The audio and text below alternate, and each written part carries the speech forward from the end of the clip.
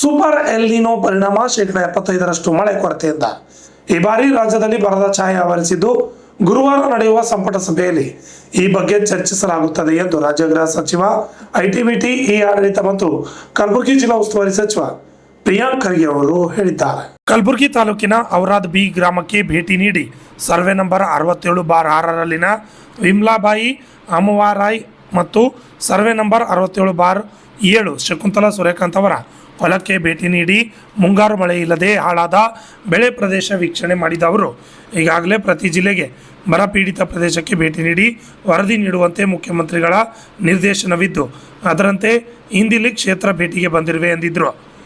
ರಾಜ್ಯದಲ್ಲಿನ ಬರದ ಸ್ಥಿತಿ ಕಂಡು ಈಗಾಗಲೇ ಮುಖ್ಯಮಂತ್ರಿ ಮತ್ತು ಉಪಮುಖ್ಯಮಂತ್ರಿಗಳು ಕೇಂದ್ರಕ್ಕೆ ಪತ್ರ ಬರೆದು ಮನವರಿಕೆ ಮಾಡಿಕೊಟ್ಟಿದ್ದಾರೆ. ಕೇಂದ್ರದ ಕಠಿಣ NDRF ನಿಯಮಾವಳಿಯಿಂದ ರೈತರಿಗೆ ನ್ಯಾಯಯುತ ಪರಿಹಾರ ನೀಡಲು ಸಾಧ್ಯವಾಗುತ್ತಿಲ್ಲ. ಇದನ್ನು ಸರಳೀಕರಣ ಮಾಡುವಂತೆ ರಾಜ್ಯದ ಬೇಡಿಕೆ ಇದ್ದು, ಅದನ್ನು ಕೇಂದ್ರ ಸರ್ಕಾರವು ಪುರಸ್ಕರಿಸಲಿ ಎಂದರು. ಕ್ಷೇತ್ರದ ಭೇಟಿಗೆ ಬಂದ ಸಚಿವ ಪ್ರಿಯಾಂಕ್ ಖರ್ಗೆ ಅವರಿಗೆ ರೈತ ಮಹಿಳೆ ವಿಮಲಾಬಾಯಿ ಅಂಬಾರಾಯ್ ಅವರು ಈಗಾಗಲೇ 50,000 ರೂಪಾಯಿ ಖರ್ಚು ಮಾಡಿ DAP ಬೀಜ ಹಾಕಿ ಉದ್ದು ಬಿತ್ತುವರಿ, ಮಳೆ ಇಲ್ಲದಕ್ಕ ಬೆಳೆ ಆಗಿ ಹೋಗ್ಯಾವ್ರಿ. ಇದೀಗ ಮತ್ತೆ 4 ಎಕರೆ ಪ್ರದೇಶದಲ್ಲಿ ತೊಗರಿ ಬಿತ್ತೀವ್ರಿ, ಇದು ಸಹ ಕೈಗೆ ಹತ್ತಲ್ರಿ, ನಮ್ಗೆ ಪರಿಹಾರ ಕೊಡ್ರಿ ಎಂದು ಸಚಿವರಿಗೆ ಬೇಡಿಕೆಯನ್ನು ಇಟ್ಟರು.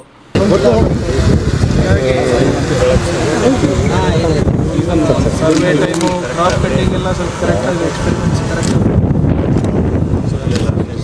ಎಷ್ಟು ಬಿತ್ತೀರಮ್ಮ ನೀವು? ಹೇಳಿದ್ರು ಅದೇ 2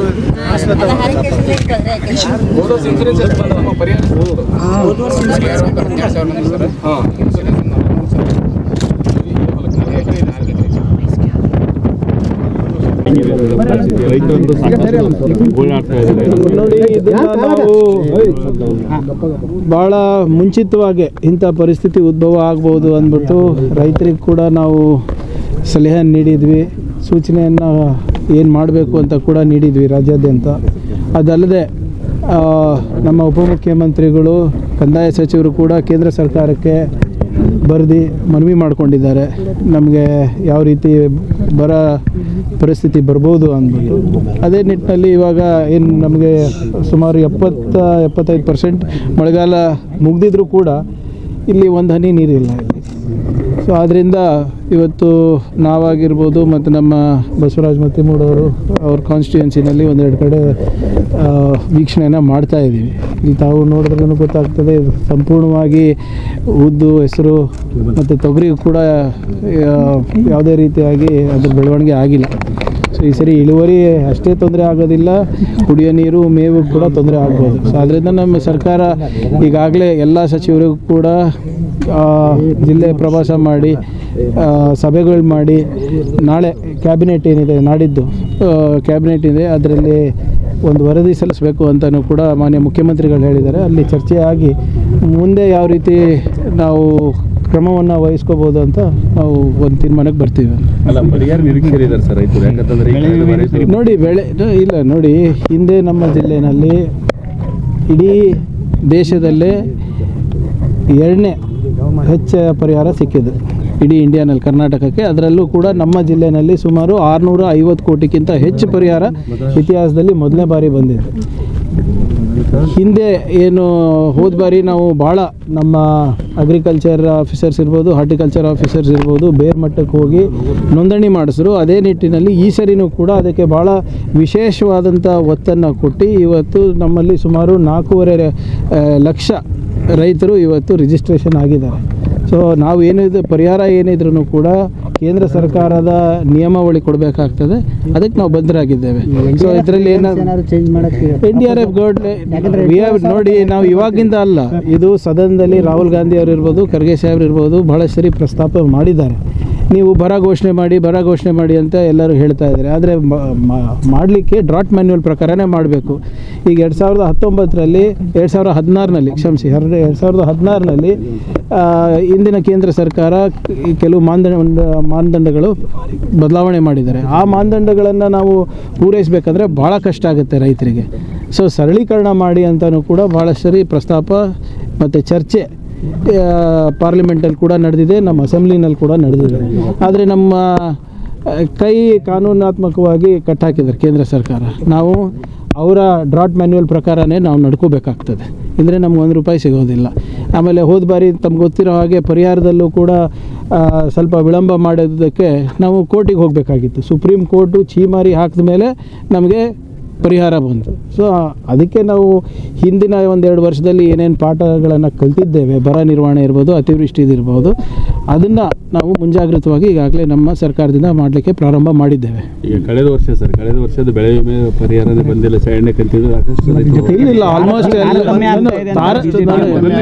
ತಾರತಮ್ಯ ಇಲ್ಲ ನೋಡಿ, ಸಮಾನವಾಗಿ ಯಾರಿಗೂ ಸಿಗೋದಿಲ್ಲ. ಈಗ ನೀವು 5 ಎಕರೆ ಹಾಕಿದ್ದೀರಾ, ನಿಮ್ಮ ಇಳುವರಿ ಜಾಸ್ತಿ ಇರ್ಬೋದು, ನಾನು 5 ಎಕರೆ ಹಾಕಿದ್ರೆ ನನ್ನ ಇಳುವರಿ ಜಾಸ್ತಿ ಕಮ್ಮಿ ಇರ್ಬೋದು. ಅದ್ರ ಪ್ರಕಾರ ನೋಡಿ, ಕ್ರಾಪ್ ಕಟಿಂಗ್ ಎಕ್ಸ್ಪೆರಿಮೆಂಟ್ ಇರ್ಬೋದು, ಬೇರೆ ಯಾವುದೇ ಏನು ಇದಕ್ಕೆ ಮಾನದಂಡಗಳಿದೆ, ಅದು ಪಬ್ಲಿಕ್ ಮುಂದೆನೇ ಆಗುತ್ತೆ. ಯಾರು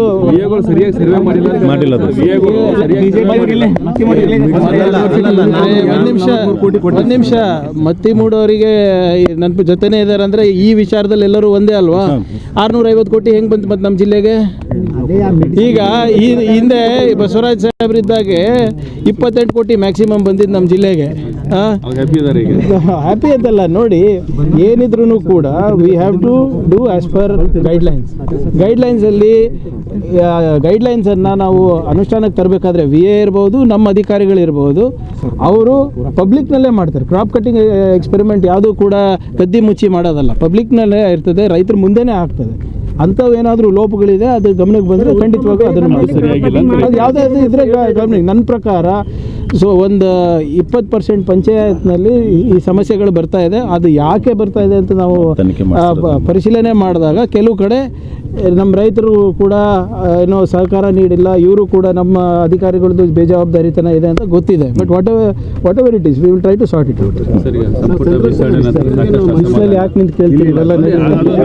bureau report, RJ32 Kannada news, Kalaburagi.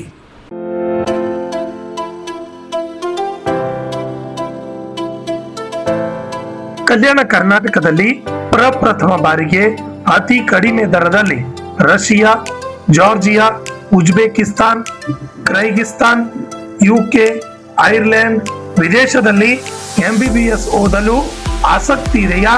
ಹಾಗಾದ್ರೆ ಭೇಟಿ ನೀಡಿ SB international overseer education job consultancy. SB international overseas education job consultancy ಅವರು ಒಂದು ಉತ್ತಮವಾದ ಅವಕಾಶವನ್ನ ಕಲ್ಪಿಸಲು ಮುಂದಾಗಿದ್ದಾರೆ. SB ಸ್ಟಡಿ MBBS ಅಬ್ರಾಡ್ ನಲ್ಲಿ NMC ಅಪ್ರೂವಲ್ ಯೂನಿವರ್ಸಿಟಿ ಹೊಂದಿರುವ ಉತ್ತಮ ಮೆಡಿಕಲ್ ಕಾಲೇಜುಗಳು ಇದ್ದಾವೆ.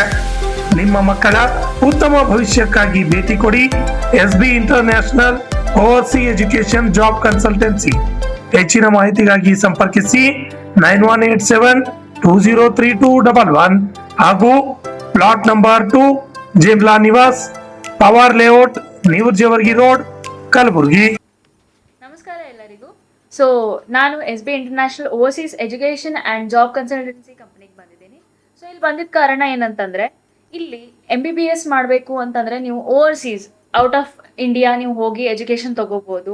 ಆಮೇಲೆ ಯಾವ್ಯಾವ ಕಂಟ್ರೀಸ್ ಹೋಗ್ಬೋದು ಅಂತಂದರೆ ಇಲ್ಲಿ ನೋಡ್ಬೋದು ನೀವು, ರಷ್ಯಾ, ಜಾರ್ಜಿಯಾ, UK ಎಲ್ಲ ಕಡೆ ನೀವು ಹೋಗ್ಬೋದು. ನಿಮ್ಗೆ ಯಾವ ಐರ್ಲೆಂಡ್ ಆಯಿತು, ಯಾವ ಕಂಟ್ರಿ ನಿಮ್ಗೆ ಇಷ್ಟ ಅಲ್ಲೆಲ್ಲ ಹೋಗಿ ನೀವು ಎಜುಕೇಷನ್ ತೊಗೋಬೋದು. ಆಮೇಲೆ ಫೀಸ್ದೇನು ಟೆನ್ಷನ್ ಇಲ್ಲ, ಫೀಸ್ ಎಲ್ಲ ನಿಮಗೆ ಏನಂತಾರೆ ಕಡಿಮೆ ರೇಂಜಲ್ಲೇ ಆಗುತ್ತೆ. ಈಗ ನೀವು ಇಂಡಿಯಾನಲ್ಲಿ ಬೇರೆ ಕಡೆ ಎಲ್ಲಿ ಹೋದ್ರೇನು ನಿಮ್ಗೆ ಜಾಸ್ತಿ ಫೀಸ್ ಕೇಳ್ತಾರೆ, ಆಲ್ಮೋಸ್ಟ್ 1 CR ವರೆಗೂ ಆಗ್ಬೋದು. ಬಟ್ ಇಲ್ಲಿ ರೀಸನೇಬಲಲ್ಲೇ ಮಾಡಿಕೊಡ್ತಾರೆ ಎಲ್ಲ. ಪ್ಲಸ್ ಅಲ್ಲಿಂದ ಹೋಗೋದು ಟಿಕೆಟು, ವೀಸಾ ಎಲ್ಲ ನಮ್ಮ ಕಡೆಯಿಂದ ಇರುತ್ತೆ. ಆ್ಯಂಡ್ ಅಲ್ಲಿ ನೀವು ಹಾಸ್ಟೆಲ್ಗೆ ಏನು ಹೋಗ್ತಿರಲ್ಲ, ಹಾಸ್ಟೆಲ್ ಸ್ಟೇದು, ಆಮೇಲೆ ಅಲ್ಲೆಲ್ಲ ನಿಮ್ಗೆ ಪ್ರಾಪರ್ ಇಂಡಿಯನ್ ಫುಡ್ಡೇ ಸಿಗುತ್ತೆ. ಸೊ ನಿಮ್ಗೆ ಅದ್ರದ್ದು ಏನು ಟೆನ್ಷನ್ ಇಲ್ಲ. ಆ್ಯಂಡ್ ನಿಮ್ದು ನೀಟ್ ಕಂಪ್ಲೀಟ್ ಆಗಿರಬೇಕು, ನೀಟ್ದು ಸರ್ಟಿಫಿಕೇಟ್ ಬೇಕು ನಿಮ್ಗೆ ಅಡ್ಮಿಷನ್ ಮಾಡಿಸ್ಬೇಕು ಅಂತಂದರೆ.